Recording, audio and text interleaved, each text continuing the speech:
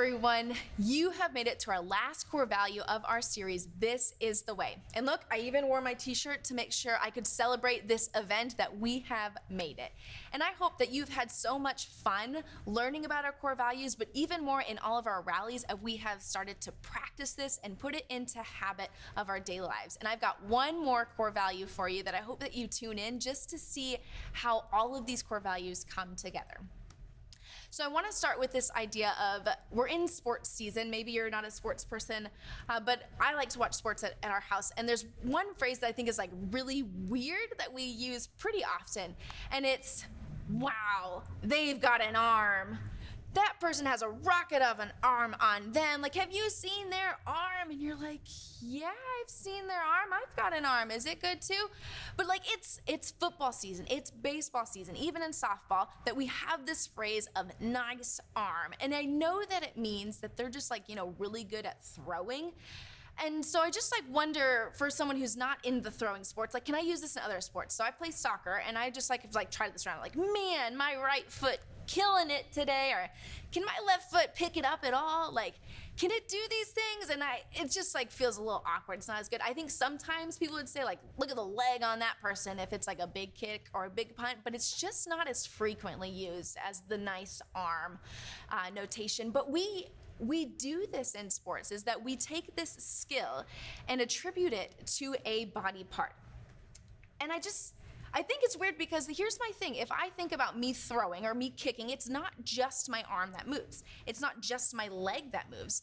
I know to do a good throw, I have to be stable. I have to be balanced. So both feet have to be on the ground. I need to be looking in the right direction. I need to be focused. I can't be thinking about is my jersey untucked or who's in the stands? If any of those things are off, where I'm looking, how I'm standing, what my arm is doing, what I'm focused on, then the move actually falls apart. It's not a nice arm moment. It's not a what a leg moment. It falls apart. And so the same thing then happens in the church. Our final core value is we win together. And there's a writer from the Bible that uses this analogy of our body parts and connects that to how the church should function. And this writer's name is Paul. He was an apostle of Jesus, and he wrote a lot of the New Testament because he's writing letters to churches to tell them, how are you going to be a healthy church? How is your church going to win?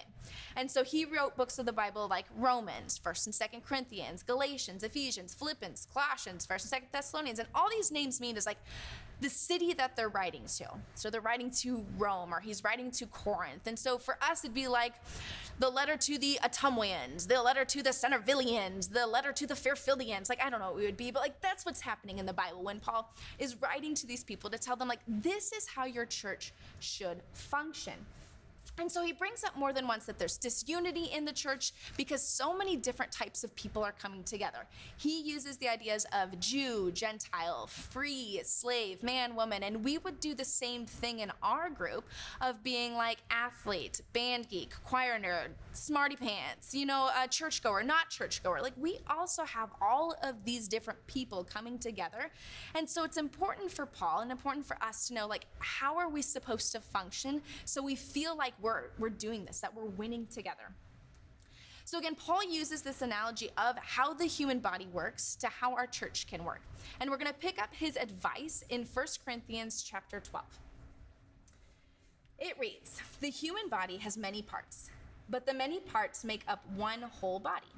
So it is with the body of Christ. Some of us are Jews, some are Gentiles, some are slaves, and some are free. But we have all been baptized into one body by one Spirit, and we all share the same Spirit. Yes, the body has many different parts, not just one part. If the foot says, 'I am not part of the body because I am not a hand,' that does not make it any less part of the body. And if the ear says, 'I am not part of the body because I am not an eye,' would that make it any less part of the body? If the whole body were an eye, how would you hear? Or if your whole body were an ear, how would you smell anything? But our bodies have many parts, and God has put each part just where he wants it. How strange a body would be if it only had one part. Yes, there are many parts, but only one body. The eye can never say to the hand, 'I don't need you.' The head can never say to the feet, 'I don't need you.'"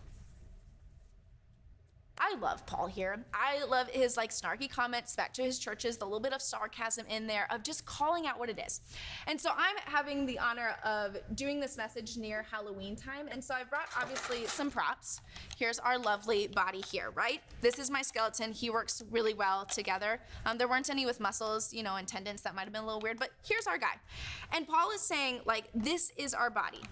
And yet if we only had part of the body separated from our lovely skeleton, you're like, if I'm just the feet, great, that's feet, but it's not connected to hips or a rib cage or anything like that. They're just feet. What if they're like, but hey, I am the hand. Sorry, little guy, kind of taking you apart here.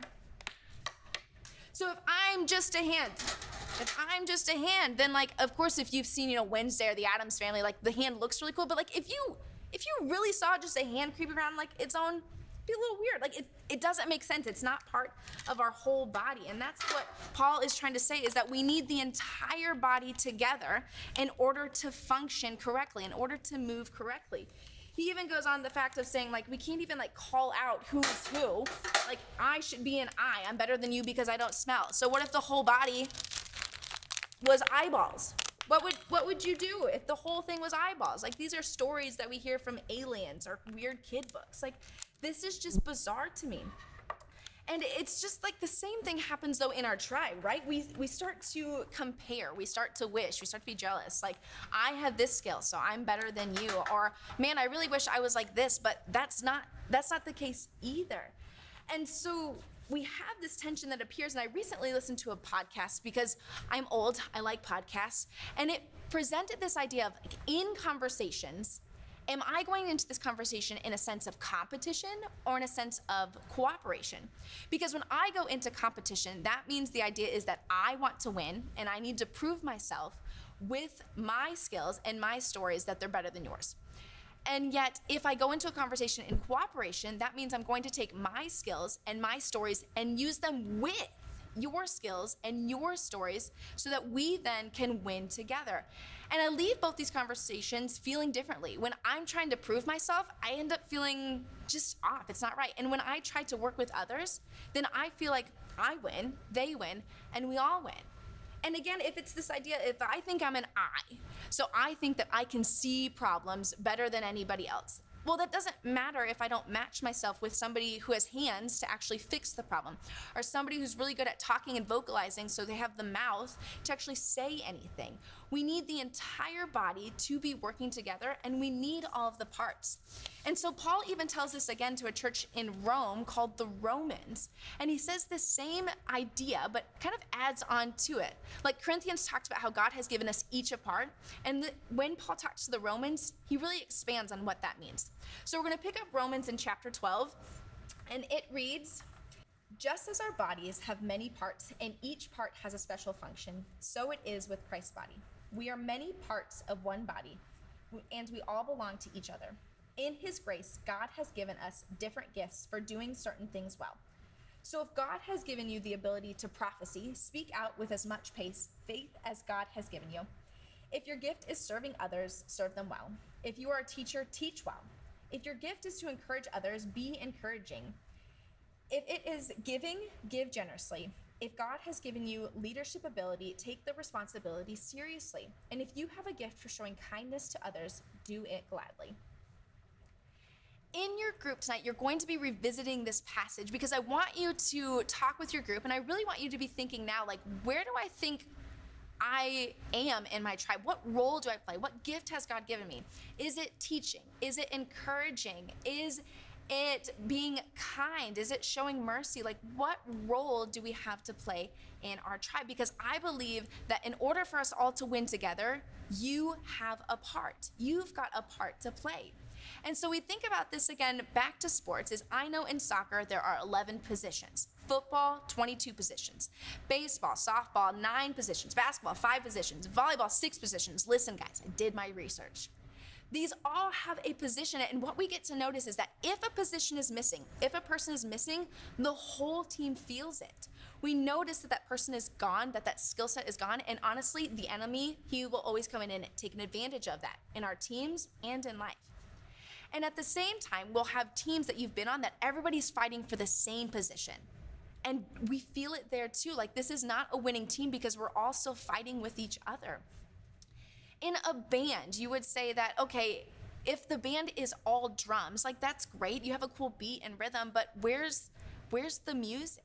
If a band is only trumpets or clarinets, sure, you have a sound, but it's one tone. Where's the depth? And so we need that all to work together in order for it to feel like the band or the team wins. The band has to follow their sheet music in order to be successful, and a team needs a game plan in order to be successful. And so what then is our game plan in Tribes? What are we supposed to do in order to get to that place where we win? And so we'll continue our spot in Romans and pick up at verse 9. Don't just pretend to love others, really love them. Hate what is wrong, hold tightly to what is good. Love each other with genuine affection and take delight in honoring each other. Never be lazy, but work hard and serve the Lord enthusiastically. Rejoice in our confident hope, be patient in trouble, and keep on praying. When God's people are in need, be ready to help them. Always be eager to practice hospitality. Bless those who persecute you. Don't curse them. Pray that God will bless them. Be happy with those who are happy and weep with those who weep. Live in harmony with each other. Don't be too proud to enjoy the company of ordinary people. And don't think you know it all. Never pay back evil with more evil. Do things in such a way that everyone can see you are honorable. Do all that you can to live in peace with everyone. So this is our game plan. And it's a tough one. Like, it was even long. You might even like spaced out and come back to join us, and you might have been hearing all of the don'ts. So like, don't be lazy. Don't pretend to love others. Be patient in trouble. Don't curse others. Don't be too proud. Don't get revenge. And you want to be like, Paul, if you've been in middle school, it feels like every other person's middle name is revenge, and you're asking me not to take revenge? Like, that's a big ask. And yet, if we go back through and see, like, if we're not doing these things, if we're refraining from all of that, what are we gaining? And it's that we're gonna gain love and peace and honor and confidence and joy. Like, I want those things. Those things sound like winning things. And so that's where I want us to end. I want us to envision what it looks like, what it feels like to be in a place that wins together. I mean, let's look at all of our core values that we've done so far. Hasn't it all been about a relationship that we've done together? Like, we have all worshiped with passion together. We have all prayed boldly together.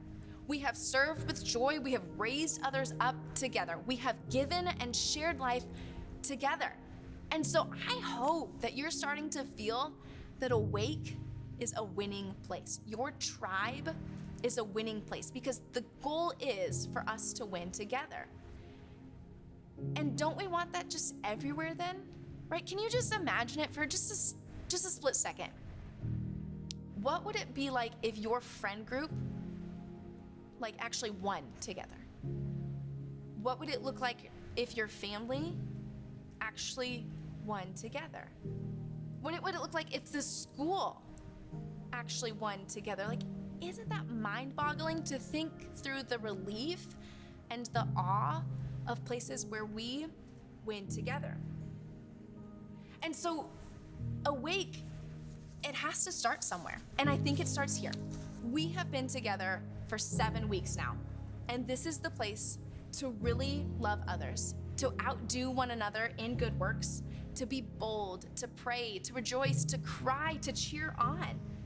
Because I think this is a deep desire in us to win and to win together. And it can only be accomplished with God, with his protection, with his help, and with his power. And so to end, will you pray with me? Dear God, I love that you are a winning God. You are victorious over and over again in the Bible, and you are victorious over and over again in our life, God. And so I love that you just invite us into winning together.